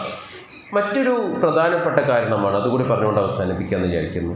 സമൂഹത്തിൽ അക്രമം വർദ്ധിക്കാനുള്ള മറ്റൊരു പ്രധാനപ്പെട്ട കാരണങ്ങളിൽ ഒന്നാണ് ലഹരിയുടെ ഉപയോഗവും ലഹരിയുടെ വ്യാപനവുമെല്ലാം. മുമ്പ് കാലഘട്ടങ്ങളിലെ അപേക്ഷിച്ച് ഈ കാലഘട്ടത്തിൽ അത് അങ്ങേയറ്റം വർദ്ധിക്കുന്ന സാഹചര്യങ്ങൾ ഉണ്ടാകുന്നുണ്ട്. അവിടെയാണ് നമ്മൾ ആലോചിക്കേണ്ട പ്രധാനപ്പെട്ട സംഗതികളിലൊന്ന്. ഇന്ന് നിങ്ങൾ ആലോചിക്കേണ്ട സംഗതി എന്താണെന്നറിയും? ലഹരി എന്ന് നമ്മൾ ആലോചിക്കുമ്പോൾ ഒരിക്കലും ഒരു പൊതുസമൂഹത്തിൻ്റെ ഇടയിൽ മദ്യത്തിനെ കുറിച്ച് ആലോചിക്കുന്നില്ല. ഈ കാലഘട്ടത്തിൽ എല്ലാവരും വരുന്നത് രാസലഹരിയെക്കുറിച്ച് മാത്രമാണ് ലഹരി എന്നുള്ള ഒരു പദം ഉപയോഗിക്കുന്ന സമയത്ത് വരുന്നത്. പക്ഷേ അതോട് ചേർത്ത് തന്നെ നമ്മൾ മനസ്സിലാക്കേണ്ട സംഗതിയാണ് ഈ പറയുന്ന മദ്യത്തിൻ്റെ ഉപയോഗമൊക്കെ. ഇതൊക്കെ സമൂഹത്തിൽ ഉണ്ടാക്കുന്ന ഒരു ഇമ്പാക്റ്റ് ചെറുതൊന്നല്ല. ആളുകളുടെ മനസ്സിനകത്ത് വല്ലാത്ത പ്രയാസങ്ങൾ ഉണ്ടാകുന്നതും പരിശുദ്ധ ഖുർആൻ പറയുന്നുണ്ടല്ലോ, ഖംറും മൈസിറും, ഇത് രണ്ടും മനുഷ്യർക്കിടയിൽ ശൈത്വാൻ അദാവത്ത് ഉണ്ടാക്കാൻ വേണ്ടി ഉപയോഗിക്കുന്ന സംഗതികളാണ്. മനുഷ്യർക്കിടയിൽ അദാവത്ത് ഉണ്ടാകും. നിങ്ങൾ നടന്നിട്ടുള്ള ഏത് കൊലപാതകത്തിൻ്റെ സുഹൃത്തുക്കൾ തമ്മിൽ നടന്നിട്ടുള്ള ഏത് കൊലപാതകത്തിൻ്റെ ചരിത്രം നിങ്ങളടുത്ത് പരിശോധിച്ച് നോക്കുന്നുണ്ടോ? അതിനകത്ത് മദ്യം ഉണ്ടാകും, ലഹരി ഉണ്ടാകും. ആ മദ്യം ഉപയോഗിച്ചുകൊണ്ട് അവർ നടത്തിയിട്ടുള്ള സംസാരങ്ങൾ പിന്നീട് അതിര് കടന്നു പോവുകയും ആ അതിര് കടന്നു പോയതിൻ്റെ അടിസ്ഥാനത്തിൽ പരസ്പരം അങ്ങോട്ടും ഇങ്ങോട്ടും ആക്രമിക്കുകയും അവസാനം കൊലപാതകത്തിലേക്ക് അത് എത്തിച്ചേരുകയും ചെയ്യുന്നത്. അത് മനുഷ്യർക്കിടയിൽ ഇത്തരത്തിലുള്ള വലിയ രീതിയിലുള്ള പ്രയാസങ്ങൾ ഉണ്ടാക്കാൻ, ശത്രുത ഉണ്ടാക്കാൻ അത് കാരണമാകുന്നുണ്ട്. ഇതും നല്ലവണ്ണം സൂക്ഷിക്കേണ്ടതുണ്ട്. ഇസ്ലാം വളരെ കൃത്യമായിട്ട് ഇത് പറഞ്ഞല്ലോ. ഏത് കാലദേശ വ്യത്യാസം ഒന്നുമില്ലാതെ ഇസ്ലാം പറഞ്ഞു, ഇസ്ലാം പറഞ്ഞു കുല്ലു മുസ്കിരിൻ ഹറാം, എല്ലാ ലഹരിയും ഹറാമാണ്. ചെറുതാകട്ടെ വലുതാകട്ടെ അതിലേക്ക് എത്തിക്കുന്നതാകട്ടെ ഏത് രീതിയിലുള്ളതും ഹറാമാണ്. ഇനി അതിലേക്ക് എത്താതിരിക്കാനുള്ള മാർഗങ്ങൾ, ഒന്ന് ധാരാളമായ ഒഴിവ് സമയം ലഭിക്കാതിരിക്കുക എന്നുള്ളതാണ്. വളരെ പ്രധാനപ്പെട്ട കാര്യമാണ്. ധാരാളമായ ഒഴിവ് സമയം ലഭിക്കുന്ന സമയത്ത് അതിലേക്ക് പോകാനുള്ള സാധ്യതകളുണ്ട്. രണ്ടാമത്തത് അനാവശ്യമായ ടെൻഷനുകൾ ജീവിതത്തിൽ ഇല്ലാതിരിക്കുക എന്നുള്ളതാണ്. ആ ഒരു കുടുംബത്തിനകത്ത് കിട്ടേണ്ട സമാധാനം കുടുംബത്തിനകത്ത് കിട്ടാതിരിക്കുമ്പോൾ ആളുകൾ സമാധാനം കിട്ടുന്നു എന്ന് വിശ്വസിക്കുന്ന സ്ഥലങ്ങളിലേക്ക് പോയിട്ടാണ് പലപ്പോഴും ഇത്തരത്തിലുള്ള ലഹരിക്കടിമപ്പെട്ടു പോകുന്നത്. അതിൽ മനസ്സിലാക്കേണ്ട ഒരു കാര്യമാണ്, ഒന്ന് പരലോക വിശ്വാസം കൃത്യമായി ഉണ്ടായിരിക്കണം. ഞാനിത് ഉപയോഗിച്ച് കഴിഞ്ഞാൽ നാളെ അള്ളാഹിൻ്റെ അടുക്കൽ എത്തിച്ചേരുന്ന സമയത്ത് എനിക്ക് മറുപടി പറയേണ്ടി വരും. അള്ളാഹു എനിക്ക് നൽകിയിട്ടുള്ള എൻ്റെ ആക്കല് ബുദ്ധി എന്ന് പറയുന്ന ആ ഒരു അനുഗ്രഹത്തെ ഇല്ലാതെയാക്കുന്ന പ്രവർത്തനമാണിത്. ഇത് കഴിക്കുന്നതോടെ, ഇതിൻ്റെ കൂടെ ജീവിക്കുന്നതോടെ മനുഷ്യൻ എന്നുള്ള രീതിയിലുള്ള ഔന്നിത്യം എന്നിൽ നിന്ന് നഷ്ടപ്പെട്ടു പോവുകയും അവസാനം മൃഗതുല്യനായി മരണപ്പെട്ടു പോകുന്ന സാഹചര്യത്തിലേക്ക് ഞാൻ എത്തിച്ചേരുകയും ചെയ്യും. ഇതൊക്കെ ഓരോരുത്തരും ആലോചിക്കേണ്ട സംഗതിയാണ്. ഇനി അവിടെയാണ് സമൂഹം ആലോചിക്കേണ്ട സംഗതികൾ. ഒന്ന്, നമ്മൾ ചില ഇടങ്ങളൊക്കെ അത് അങ്ങനത്തെ ഇടങ്ങളാണ് എന്ന് പറഞ്ഞുകൊണ്ട് മാറ്റി നിർത്തുന്ന സമയത്ത് പ്രയാസങ്ങൾ ഉണ്ടാകുന്നുണ്ട്. അവിടെ അത്തരത്തിലുള്ള ഇടങ്ങളായിട്ട് മാറുകയും ചെയ്യും. അങ്ങനെയുള്ള ഇടങ്ങളുണ്ട് എങ്കിൽ, ഇപ്പോൾ ചില സ്ഥലങ്ങളുണ്ടല്ലോ ഒഴിഞ്ഞു കിടക്കുന്ന കെട്ടിടങ്ങൾ, അങ്ങനത്തെ സംഗതികളൊക്കെ ഇത്തരത്തിൽ നിഗൂഢമായ സ്ഥലങ്ങളാണ് ഈ രീതിയിലുള്ള കാര്യങ്ങൾക്ക് വേണ്ടിയിട്ട് ആളുകൾ ഉപയോഗപ്പെടുത്തുന്നത്. പക്ഷേ അവിടെ ഒരു ശബ്ദം ഉണ്ടാവുകയും അവിടെ ആളുകളുടെ പെരുമാറ്റം ഉണ്ടാവുകയൊക്കെ ചെയ്യുകയാണെങ്കിൽ അവർക്ക് അടുത്ത സ്ഥലം തേടി പോകേണ്ട സാഹചര്യങ്ങളുണ്ടാകും. അങ്ങനെയുള്ള പ്രത്യേകമായ ഇടങ്ങളെ നമ്മൾ അവഗണിക്കാതിരിക്കുക എന്നുള്ളത് പ്രധാനപ്പെട്ട സംഗതിയാണ്. രണ്ടാമത്തത്, ഒരു തവണ ലഹരി ഉപയോഗിച്ച് പ്രയാസത്തിലകപ്പെട്ടിട്ടുള്ള ഒരാളെ വീണ്ടും അയാൾ തിരിച്ചു വന്നാലും സംശയത്തിൻ്റെ കണ്ണോട് കൂടിയിട്ട് അയാളെ വീക്ഷിക്കുക എന്നുള്ളതും ഇത്തരത്തിൽ ലഹരിയുടെ വ്യാപനത്തിന് കാരണമാകുന്ന ഒന്നാണ്. മൂന്നാമത്തെ പ്രധാനപ്പെട്ട സംഗതികളിൽ ഒന്നാണ് കുടുംബത്തിനകത്ത് സമാധാനം ഉണ്ടാവുക എന്നുള്ളത്. സമാധാനത്തിൻ്റെ കേന്ദ്രങ്ങളായി കുടുംബം മാറുന്ന സമയത്ത് ഈ രീതിയിലുള്ള വലിയ പ്രയാസങ്ങളിലേക്ക് അത് കടന്നു പോവുകയില്ല. അപ്പം ഇതും ഈ രീതിയിൽ അക്രമങ്ങൾ വർദ്ധിക്കാനുള്ള കാരണങ്ങളിലൊന്നാണ് ലഹരി. അടുത്തൊരു പ്രധാനപ്പെട്ട സംഗതി കൂടിയുണ്ട്, അത് സിനയാണ്. മുമ്പ് സൂചിപ്പിച്ചിട്ടുണ്ട് തോന്നുന്നു. സിന കേരളത്തിൽ നടന്നിട്ടുള്ള കഴിഞ്ഞ ഒരു 3-4 മാസത്തിനിടയിൽ നടന്നിട്ടുള്ള കൊലപാതകങ്ങളിൽ ലഹരി കാരണമാകുന്നുണ്ട്, അന്ധവിശ്വാസം കാരണമാകുന്നുണ്ട്, അതോടൊപ്പം തന്നെ സിനയും കാരണമാകുന്നുണ്ട്. വ്യഭിചാരം കഴിഞ്ഞ കുറച്ച് മാസങ്ങൾക്ക് മുമ്പാണ് ഒരു പോലീസുകാരൻ്റെ ഫേസ്ബുക്ക് പോസ്റ്റ് വന്നിട്ടുണ്ടായിരുന്നത്. വൈകുന്നേരം സമയത്ത് അയാളുടെ ഓഫീസിലേക്ക് കടന്നു വരുന്ന ഒരു ചെറുപ്പക്കാരനെ കുറിച്ചാണ് അതിൽ പറയുന്നത്. അയാൾ പോലീസുകാരൻ SIനോട് അടുക്കലേക്ക് വന്നിട്ട് സ്വകാര്യമായിട്ട് പറഞ്ഞു, ഞാനൊരു കൊലപാതകം ചെയ്തിട്ട് വരികയാണ്. ആ കൊലപാതകം ചെയ്തിട്ട് വരികയാണ് എന്ന് പറഞ്ഞപ്പോൾ പോലീസുകാരൻ പറഞ്ഞു, വെറുതെ കളിയാക്കാൻ നിൽക്കണ്ടെന്ന് പറഞ്ഞു. പക്ഷേ അയാൾ റൂമിലേക്ക് ആ പോലീസുകാരനെ കൂട്ടിക്കൊണ്ടുപോയി പോക്കറ്റിൽ നിന്ന് അയാൾ കൊലപാതകത്തിന് ഉപയോഗിച്ച കത്തി, രക്തം പുരണ്ട കത്തി എടുത്ത് കാണിച്ചു കൊടുത്തു. ഇതാണ് ഞാൻ ചെയ്തിട്ടുള്ള കാര്യം, ശരിയാണ്. അപ്പോൾ അയാൾ ചോദിച്ചു, നീ എന്തിനാണ് കൊലപാതകം ചെയ്തത്? ഈ കൊലപാതകം ചെയ്ത വ്യക്തി 30-32 വയസ്സ് മാത്രം പ്രായമുള്ള വ്യക്തിയാണ്. അയാൾ പറഞ്ഞു, എൻ്റെ ചെറുപ്പത്തിൽ കോളേജ് കാലഘട്ടത്തിൽ പ്രണയം ഉണ്ടായിരുന്നു. ഞാനൊരു ആക്സിഡൻറ്റിൽ പെട്ടു, എനിക്ക് പ്രയാസങ്ങളുണ്ടായി. ആ പ്രണയിനിയോട് ഞാൻ ആവശ്യപ്പെട്ടു, നീ വേറെ വിവാഹം ചെയ്തു. അങ്ങനെ നമ്മളത് ഒഴിവാക്കി. പക്ഷേ ആ ആക്സിഡൻ്റൊക്കെ കഴിഞ്ഞ് അതിൽ നിന്ന് റിക്കവർ ചെയ്ത് ഞാൻ ഒരു സാധാരണ ജീവിതം ആരംഭിച്ചു, ഒരു വിവാഹം ചെയ്ത് ജീവിതം ആരംഭിച്ചു. കാലങ്ങളേറെ കഴിഞ്ഞ് അവൾ മടങ്ങി വന്നു. ആദ്യം പറഞ്ഞ അവൾ മടങ്ങി വന്ന് എന്നെ ഭീഷണിപ്പെടുത്താൻ തുടങ്ങി. ആ ഭീഷണിപ്പെടുത്തിയിട്ടുണ്ടായത് എൻ്റെ നിലവിലുള്ള ഭാര്യയെയും കുട്ടിയെയും ഞാൻ ഒഴിവാക്കണമെന്നായിരുന്നു. എനിക്ക് അവളെ കൊല്ലല്ലാതെ നിവൃത്തി ഉണ്ടായിരുന്നില്ല. ഞാൻ അവളെ റൂമിലേക്ക് വിളിച്ചു വരുത്തി, കിടക്കാൻ ആവശ്യപ്പെട്ടു. കൈകൾ പുറകോട്ട് കെട്ടിയതിന് ശേഷം അവളുടെ കഴുത്തറുത്ത് ഞാൻ കൊന്നു. ഇതാണ് ഞാൻ ചെയ്തിട്ടുള്ളത്. ഇന്ന സ്ഥലത്ത് പോയാൽ ഈ ലോഡ്ജിൽ പോയാൽ അതിൽ ഇത്രാമത്തെ റൂമിൽ അവിടെ ഉണ്ട്, താക്കോൽ സാധാരണ കൊടുത്താണ്. അതിനുശേഷം എത്ര കൊലപാതകങ്ങൾ അങ്ങനെ നടന്നിട്ടുണ്ടെന്ന് ആലോചിച്ച് നോക്കും. അവിടെയാണ് പരിശുദ്ധ ഖുർആൻ പറയുന്നത്, വലാ തഖറബു സിന, നിങ്ങളൊരിക്കലും സിന അതിനോട് അടുക്കുക കൂടി ചെയ്യരുത്. കാരണം അത് ഭാര്യ ഭർത്താക്കന്മാർ പരസ്പരം കൊല്ലുന്ന അവസ്ഥയിലേക്ക് എത്തും. അതിൽ എത്ര സംഭവങ്ങൾ വേണം. ഒരുപാട് സംഭവങ്ങൾ അത്തരത്തിൽ ആ രീതിയിലുണ്ടല്ലോ. ആ സിന പോലും സമൂഹത്തിൽ ഇത്തരത്തിലുള്ള ഈ ദുൽമിന് കാരണമാകുന്നുണ്ട്. എന്നിട്ട് ഖുർആൻ പറഞ്ഞു, ഇന്നഹു കാന ഫാഹിഷതൻ വസാഅ സബീല, അത് മ്ലേച്ഛകരമായ കാര്യമാണ്, അത് ചീത്തയായ വഴിയാണ്, സ്വീകരിക്കരുത് എന്ന് തന്നെയാണ് പറഞ്ഞിട്ടുള്ളത്. ഇതും സമൂഹത്തിൽ കുഴപ്പങ്ങൾ ഉണ്ടാക്കാനുള്ള കാരണമാകുന്നുണ്ട്. ഇനി ഇത് എങ്ങനെയാണ് സമൂഹത്തിൽ ഇത്തരത്തിലുള്ള അക്രമങ്ങളെ ഇല്ലാതെയാക്കുക എന്ന് പറഞ്ഞു കഴിഞ്ഞാൽ, ഒന്ന് സ്വയം തോന്നലുകൾ ഉണ്ടാവുക എന്നുള്ളതാണ്. അക്രമത്തെ കാണൂല, അക്രമത്തിലേക്ക് പോകൂല, അക്രമത്തിന് വിധേയമാകൂല, അക്രമം ചെയ്യുകയില്ല എന്ന് ഓരോ മനുഷ്യന്മാരും ആലോചിക്കേണ്ടതുണ്ട്. ഇന്നത്തെ കാലഘട്ടത്തിൻ്റെ വലിയ പ്രത്യേകത ഗദ്ദുൽ ബസർ എന്ന് പറയുന്നത് കേവലം ഈ പറയുന്ന വ്യഭിചാരത്തിൻ്റെ വിഷയത്തിൽ മാത്രമല്ല വേണ്ടത്, എതിരും വേണം, എല്ലാ കാര്യത്തിനും ഗദ്ദുൽ ബസർ വേണം. അനാവശ്യമായ കാര്യങ്ങൾ, അനാവശ്യമായ അക്രമങ്ങൾ അത് ഞാൻ കാണുന്നില്ല എന്ന് ഉറപ്പ് വരുത്തേണ്ടതുണ്ട്. നിങ്ങൾ 2, 3, 4 വയസ്സായ ഒരു കുട്ടിയെ ഒരു വീഡിയോ കാണിച്ചു നോക്കൊണ്ടു, പരസ്പരം ഒരു ബോക്സിങ് കാണിച്ചു നോക്കിയാൽ മതി. ആ ബോക്സിങ് കാണിച്ചു നോക്കിക്കഴിഞ്ഞാൽ അവൻ നിരന്തരം അത് കാണുന്നുണ്ടെങ്കിലും അല്ലെങ്കിൽ കണ്ടു കഴിഞ്ഞ് കുറച്ചു നേരത്തേക്ക് അവൻ എല്ലാവരും ചെയ്യുന്ന കാര്യം എന്തായിരിക്കും? ഒന്ന് കുത്തി വെക്കുക എന്നുള്ളതായിരിക്കും. ഇത് നമ്മുടെ സമൂഹത്തിൽ, നമ്മുടെ മനസ്സിനകത്ത് വളരെ കൃത്യമായി സ്വാധീനം ചെലുത്തുന്നുണ്ട്. അതുകൊണ്ട് അത് ഇല്ലാതിരിക്കാനുള്ള ഏറ്റവും നല്ല മാർഗ്ഗങ്ങളിലൊന്ന് ഗദ്ദുൽ ബസർ ഉണ്ടായിരിക്കണം, സ്വയം തോന്നലുകൾ ഉണ്ടായിരിക്കണം.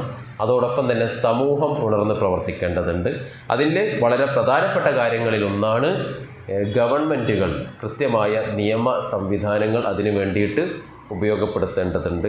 നമ്മളുടെ ഒരു സ്വാധീനം ഉപയോഗിച്ചുകൊണ്ട് ഏതെങ്കിലും ഒരു അക്രമിക്ക് രാഷ്ട്രീയ സ്വാധീനമോ അല്ലെങ്കിൽ ഏതെങ്കിലും തരത്തിലുള്ള സ്വാധീനമോ ഉപയോഗിച്ചുകൊണ്ട് ഏതെങ്കിലും ഒരു അക്രമിക്ക് പുറത്തിറങ്ങാനുള്ള സാഹചര്യങ്ങൾ ഉണ്ടാക്കുന്നുണ്ട് എങ്കിൽ അത് സമൂഹത്തിന് നൽകുന്നത് തെറ്റായ സന്ദേശമാണ്. ഈ രീതിയിലുള്ള ദുൽമ് വർദ്ധിക്കാൻ അത് കാരണമാവുകയും ചെയ്യും. ആ രീതിയിൽ ഈ ഒരു ദുൽമിനെ, അക്രമത്തെ എതിർക്കേണ്ട ബാധ്യത നമുക്കുണ്ട് എന്ന് മനസ്സിലാക്കുകയും സ്വയം തോന്നലുകൾ ഉണ്ടാവുകയും പരലോകബോധം ഉണ്ടായിരിക്കുകയും ചെയ്യേണ്ടതുണ്ട്. ഏറ്റവും അവസാനം സൂചിപ്പിക്കാനുള്ളത്, നമ്മളുടെ മൊബൈൽ ഫോണുകൾ ചില അക്രമങ്ങൾക്ക് കാരണമാകുന്നുണ്ട് എന്ന് പറഞ്ഞു കഴിഞ്ഞാൽ, ചില അക്രമങ്ങൾ നമ്മൾ ആളുകളിലേക്ക് ഷെയർ ചെയ്യുക എങ്ങനെയാണ്, ഇത് കണ്ടോ, ഓരോ നാട്ടിലും നടക്കുന്നത് കണ്ടോ എന്ന് പറഞ്ഞിട്ടാണ്. യഥാർത്ഥത്തിൽ അങ്ങനെ ഷെയർ ചെയ്യേണ്ട ആവശ്യമില്ല, അങ്ങനെ ഷെയർ ചെയ്യാൻ പാടുമില്ല. കാരണം അതിലൂടെ ഈ നാട്ടിലൊരു അക്രമം നടന്നു എന്ന് വേണമെങ്കിൽ പറയാം. പക്ഷേ ഈ വീഡിയോ നോക്കി ഇങ്ങനെയാണ് അക്രമം നടന്നത് എന്ന് പറയുമ്പോൾ ഇതിൽ നിന്ന് പ്രചോദനം ഉൾക്കൊള്ളുന്ന മറ്റൊരു വിഭാഗം ഉണ്ടാകും. നമ്മളുടെ ഉദ്ദേശം എന്താ? നമ്മളുടെ ഉദ്ദേശം അതേപോലത്തെ ഒന്നും സംഭവിക്കരുത്. പക്ഷേ ഇതിൽ നിന്ന് പ്രചോദനം ഉൾക്കൊള്ളുന്ന ഒരു വിഭാഗം ഉണ്ടാകും. അതിനും ഒരു ഉദാഹരണമുണ്ട്. കഴിഞ്ഞ 2-3 വർഷം മുമ്പ് തിരുവനന്തപുരത്ത് ഒരു കുട്ടി മരണപ്പെട്ടു. എങ്ങനെ മരണപ്പെട്ടു എന്ന് ചോദിച്ചു കഴിഞ്ഞാൽ, തലയിൽ മണ്ണെണ്ണ ഒഴിച്ചിട്ട് തീ കത്തിച്ചിട്ട് മരണപ്പെടുകയാണ്. സംഗതി ആത്മഹത്യയല്ല. അന്ന് ഫാമിലി ഗ്രൂപ്പുകളിൽ വന്നിട്ടുണ്ടായിരുന്നൊരു വീഡിയോ ഉണ്ടായിരുന്നു. വലിയ അപകടമാണത്. ഫാമിലി ഗ്രൂപ്പുകളിൽ വന്നിട്ടുണ്ടായിരുന്നൊരു വീഡിയോ വേറെ ഒന്നുമല്ല, പിന്നെ മുടി കത്തിച്ചിട്ട് അതിൻ്റെ ഷേപ്പ് മാറ്റുന്ന, മുടി വെട്ടുന്ന ഒരു രീതി ഉണ്ടായിരുന്നു. ഒരു കാലഘട്ടത്തിൽ ഉണ്ടായിരുന്ന രീതിയാണ്. ഈ കുട്ടി ഈ വീഡിയോ കണ്ടു വീട്ടിൽ പോയി പരീക്ഷിച്ച് നോക്കി. അവൻ ആകെ അറിയുന്നൊരു കാര്യം എന്താണ്? മണ്ണെണ്ണ ഒഴിച്ചാൽ തീ കത്തുമെന്നുള്ളത് മാത്രമാണ്. തലയിൽ മണ്ണെണ്ണ ഒഴിച്ചു, തീ കത്തിച്ചു. 10-12 വയസ്സുള്ളൊരു കുട്ടി അതിലൂടെ മരണപ്പെട്ടു പോയി. രണ്ടാമത്തെ സംഗതിയാണ് തൂങ്ങി മരണം അഭിനയിച്ചിട്ട് മരണപ്പെട്ടുള്ള എത്ര കുട്ടികളുണ്ട്. സദ്ദാം ഹുസൈൻ കൊല്ലപ്പെട്ടിട്ടുണ്ടായിരുന്ന, സദ്ദാം ഹുസൈനെ തൂക്കിക്കൊന്നിട്ടുണ്ടായിരുന്ന പിറ്റത്തെ ദിവസത്തെ പത്രത്തിൽ ഉണ്ടായിരുന്ന വാർത്തയാണ്. സദ്ദാം ഹുസൈൻ മരണപ്പെട്ടത് എങ്ങനെയാണ് എന്ന് അനിയന് കാണിച്ചു കൊടുക്കുന്ന സമയത്ത് ഒരു കുട്ടി മരണപ്പെടുകയാണ്. വല്ലുൽ ബസ്ർ എന്ന് പറഞ്ഞാൽ ചെറിയ കാര്യമൊന്നുമല്ല. അനാവശ്യമായ കാര്യങ്ങളിലേക്ക് നോക്കാതിരിക്കുകയും കേൾക്കാതിരിക്കുകയും അതിനെ പരിഗണിക്കാതിരിക്കുകയും ചെയ്യുക എന്നുള്ളത് വളരെ പ്രധാനപ്പെട്ട കാര്യമാണ്. നമ്മളുടെ ഇത്തരത്തിൽ പ്രചരിപ്പിക്കപ്പെടുന്ന ഒരു മെസ്സേജ് എന്തിന് കാരണമാകാം? ഇത്തരത്തിലുള്ളൊരു മരണത്തിന് കാരണമാകുന്ന സാഹചര്യങ്ങളും ഉണ്ടായിരിക്കാം. ഇതിനെ വളരെ കൃത്യമായി നമ്മൾ അഡ്രസ്സ് ചെയ്യുകയും അതോടൊപ്പം തന്നെ സമൂഹത്തിൽ കൃത്യമായ ബോധവൽക്കരണങ്ങൾ നടത്തുകയും യുവത്വത്തെ നമ്മൾ ചേർത്ത് പിടിക്കുകയും കൗമാരക്കാർക്ക് നമ്മളൊരു മാതൃകയായി മാറുകയും ചെയ്യുന്ന സന്ദർഭത്തിൽ മാത്രമാണ് ഈ അക്രമങ്ങൾ പടരാതെ പെരുകാതെ പിടിച്ചു നിർത്താൻ നമുക്ക് സാധിക്കുക. അതിനുള്ള ബാധ്യതകൾ എല്ലാവർക്കും ഉണ്ട്. എല്ലാവരും അത് നിർവഹിക്കുകയും ചെയ്യേണ്ടതുണ്ട്. ഒരു കാര്യം കൂടി സൂചിപ്പിക്കുകയാണ്, പ്രത്യേകിച്ച് പിതാക്കന്മാർ നല്ലവണ്ണം ശ്രദ്ധിക്കേണ്ട കാര്യമാണത്. ഉപ്പമാർ മക്കൾക്ക് മാതൃകയായിരിക്കണം. ഉപ്പമാർ മക്കൾക്ക് നിയമലംഘനം നടത്തി കാണിച്ചു കൊടുക്കരുത്. ഒരു കാര്യം കൂടി സൂചിപ്പിക്കുകയാണ്, നമ്മൾ യോജിക്കുമെന്നറിയില്ല, എന്നാലും കുഴപ്പമില്ല. നമ്മൾ വാഹനം എടുത്ത് പോകുന്ന സമയത്ത് നമ്മൾ ഹെൽമെറ്റ് ഇട്ടെന്ന് ഉറപ്പാക്കണം. എന്നാലേ നമ്മുടെ താഴെയുള്ള കുട്ടികളും ഹെൽമെറ്റ് ഇടുകയുള്ളൂ. നമ്മൾ വൺവേയിലൂടെ പോകുന്നില്ല എന്ന് ഉറപ്പാക്കണം. നമ്മൾ നിയമം ലംഘിക്കുന്നില്ല എന്ന് ഉറപ്പാക്കണം. അതൊരു ധൈര്യത്തിൻ്റെ ഭാഗമായി നമ്മളതിനെ കാണുകയും ചെയ്യരുത്. കഴിഞ്ഞ കുറച്ച് കാലങ്ങൾക്ക് മുമ്പ് വന്നിട്ടുള്ള അനുഭവമാണ്. പോലീസുകാർ നേരിട്ട് സംസാരിച്ചിട്ടുള്ളൊരു കാര്യമാണ്. ലൈസൻസ് ഇല്ലാതെ വാഹനം ഓടിച്ചിട്ടുള്ളൊരു കുട്ടിയെ പോലീസ് സ്റ്റേഷനിൽ പിടിച്ചു കൊണ്ടുപോയപ്പോൾ ആ പോലീസ് സ്റ്റേഷനിലേക്ക് കയറി വന്ന് 17 വയസ്സ് മാത്രമുള്ള ആ കുട്ടിക്ക് എത്രയാണോ ഫൈൻ അടയ്ക്കേണ്ടത് ആ ഫൈൻ അടച്ച് പോലീസുകാരെ ചീത്ത പറഞ്ഞ് ഇറങ്ങി വന്നിട്ടുള്ളൊരു പിതാവിനെക്കുറിച്ചൊരു പോലീസുകാരൻ പങ്കുവച്ചിട്ടുണ്ട്.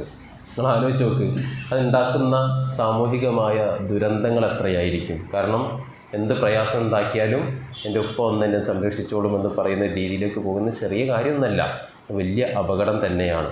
ഒരു കാര്യം കൂടി പറയാം, ഞാനും കൂടി ചേർന്ന് നിൽക്കുന്ന സ്ഥലമായതുകൊണ്ട് നമുക്ക് പറയാലോ, നമ്മുടെ നാടുകളിൽ ഇത്തരത്തിലുള്ള പ്രവണതകൾ കൂടുതലായിട്ട് കാണുകയും ചെയ്യുന്നുണ്ട്. നമ്മളാണ് അതിനെ എതിർക്കേണ്ടതും ആ രീതിയിലേക്ക് തിരുത്തേണ്ടതും നമ്മളാണ്. അള്ളാഹു ആ രീതിയിലുള്ള അക്രമങ്ങളില്ലാത്ത, കുറയുന്ന, അക്രമങ്ങൾക്കെതിരെ പോരാടുന്ന ഒരു സമൂഹമാക്കി നമ്മളുടെ സമൂഹത്തെ മാറ്റിത്തരുമാറാകട്ടെ.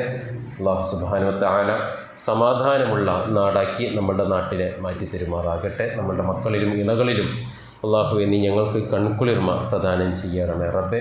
അക്രമം കാണാതിരിക്കുകയും അക്രമത്തിൽ അകപ്പെടാതിരിക്കുവാനുമുള്ള തൗഫീഖ് ഞങ്ങൾക്ക് നീ നൽകി അനുഗ്രഹിക്കണമേ നാഥ. അന്ധവിശ്വാസങ്ങൾ, ആ അന്ധവിശ്വാസങ്ങൾക്കെതിരെ പോരാടുന്ന യഥാർത്ഥ വിശ്വാസികളിൽ ഞങ്ങളെ നീ ഉൾപ്പെടുത്തി അനുഗ്രഹിക്കണമേ റബ്ബേ. അല്ലാഹുമ്മ റബ്ബന തഖബ്ബൽ മിന്ന ഇന്നക അൻതസ് സമീഉൽ അലീം വതുബ് അലൈനാ ഇന്നക അൻതത് തവ്വാബുർ റഹീം. ആമീൻ ആമീൻ ബിറഹ്മതിക യാ അർഹമർ റഹീമീൻ. വസല്ലല്ലാഹു അലാ നബിയിനാ മുഹമ്മദിൻ വഅലാ ആലിഹി വഅസ്ഹാബിഹി അജ്മഈൻ. അസ്സലാമു അലൈക്കും വറഹ്മത്തുള്ളാഹി വബറകാതുഹു.